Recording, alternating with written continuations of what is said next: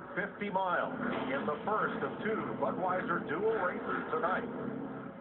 15 drivers will race their way into a Daytona 500 starting spot beginning right now. Pace car to pit road. I'm sure the fans at home obviously noticed that the three car took me outside on the start of the race. Feels like that outside line has the most momentum, I think. And he has that often. He has the post. Yes, he does.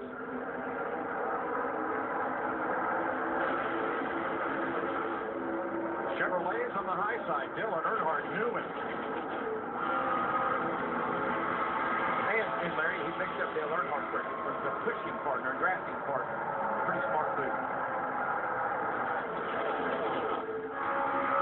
Greg Biffle leading the inside lane, second.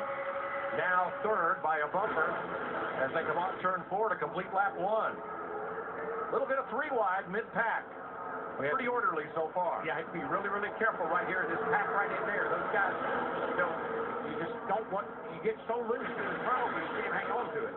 Ryan Newman, Matt Kenseth in the middle, and now it's 2 by, back to the yellow car of Kenseth. Center stage, entering turn 1, Eric Almirola, that light blue car right behind him. I tell you, a couple of drivers that has already made a big move. Kevin Harvick in that 4, we talked to him in the pre-race. He's already cracked the top 5. A.J. Allmendinger in a 47 from 12th to 7th in a lap and a half. Yeah, starting behind these cars is not, it's really not a detriment. There's such a draft, there's such a pull that if you hit it right, find the openings, you can get right to the front.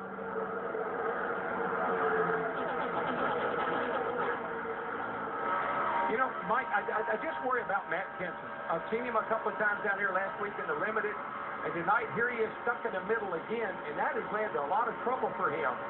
He seems to find himself in that what I like to call the sucker hole a lot. That's the number 20, Kenseth. Danica Patrick pulls alongside and by with a little help from behind.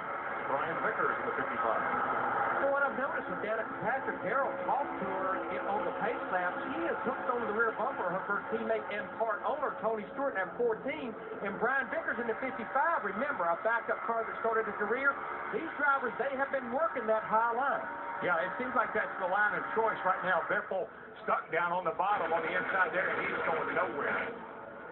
Tony Stewart up 12 positions. His return to the cockpit from a crash that badly broke his leg in a sprint car, not a sprint cup car, but an open-wheel sprint car this summer. And just think about Tony Stewart and his life. He's got 3 cars in this race. The last thing they need to see is something happen to a big wreck that involved all of them.